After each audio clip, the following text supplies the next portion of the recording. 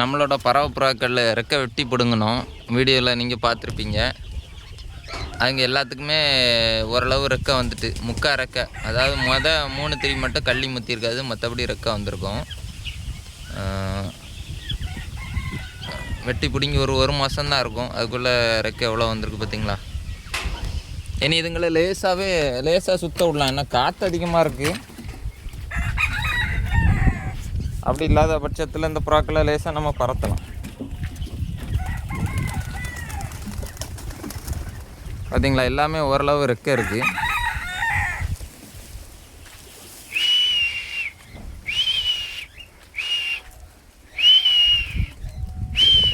மைனாகிரி,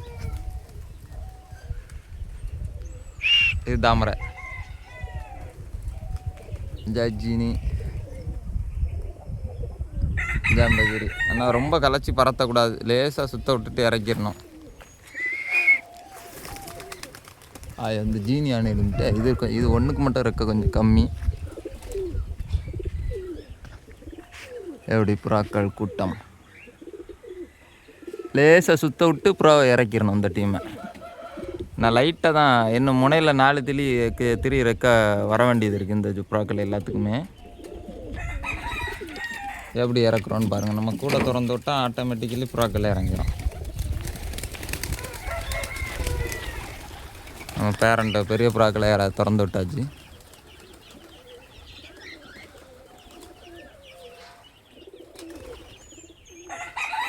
அன்னி பறக்கிற புறாக்கள் ஒன்று ஒன்றா இறங்கிடும். என்ன சில்வர் ஜாம்பை வந்து இறங்கிட்டு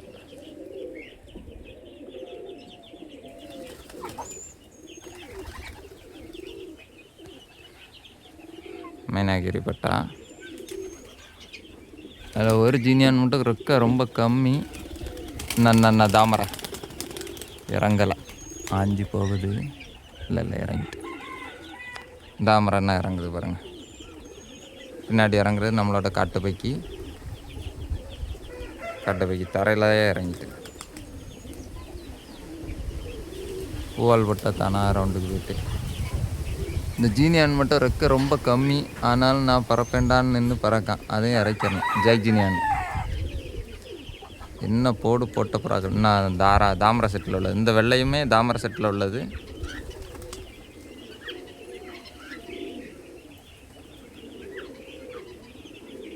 இந்த தலை உள்ள சப்ஜா இதுவும் மைனாகிரி செட்டில் உள்ளது.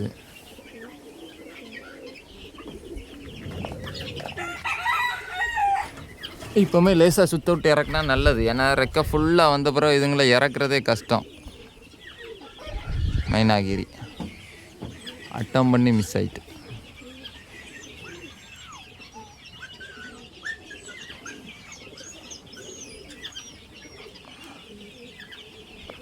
தலைவெல்ல சப்ஜா மைனாகிரி செட்டில். இது மொத்தம் 2 மைனாகிரி செட்டில் உள்ள 2 புறா பறக்கு.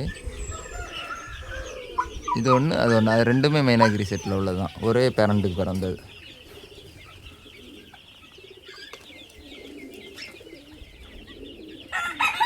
இருக்கலாம்.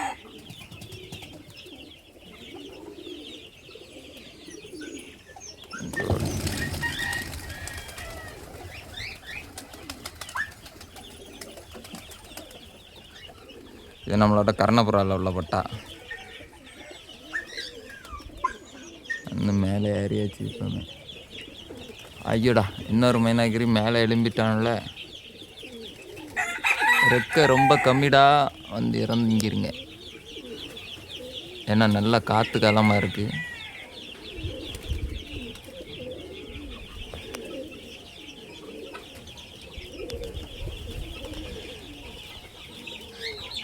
எவ்வளோ ஹைட்டு ஏறிட்டானோ பார்த்தீங்களா.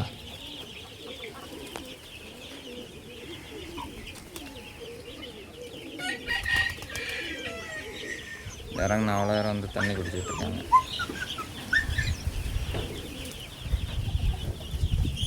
இதுவும் அதே மைனாகிரி செட்டில் அடுத்த இப்போ நான் தலைவல்ல சப்ஜா இறங்குது. கோடைய மைனாகிரியில் இன்னொரு பட்டா இறங்கிட்டு.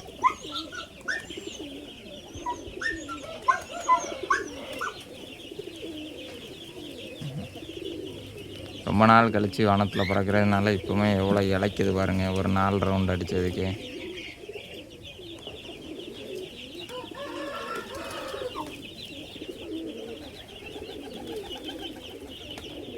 மைனகிரியில் ஒரு பட்டா.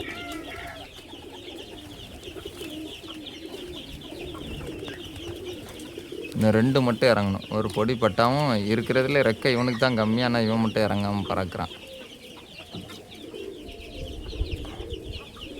நல்லா பறந்தது பட்டா இறக்கையிலே நம்மகிட்ட 10 மணி நேரங்கிட்ட பறந்தது. நம்மளோட வால்கருப்பு செட்டில் உள்ளது இது.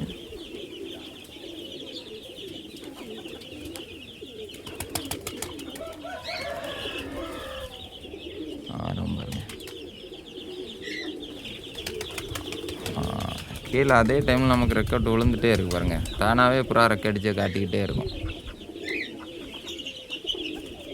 இறங்க போகிறான், வந்துட்டான்.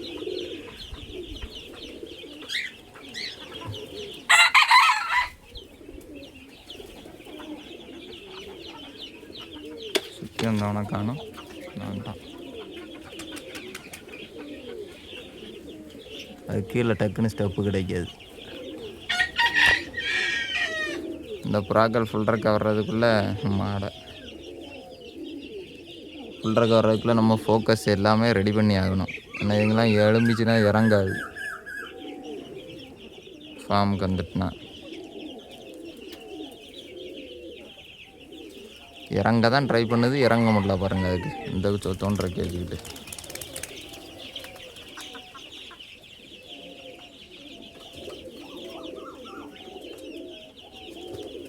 இறங்கு இறங்கு இறங்கு இறங்கு இறங்கு இறங்கு.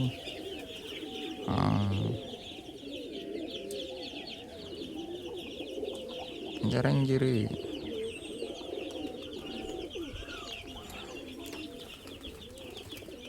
தரையில் லேண்டிங் ஆகிட்டான்.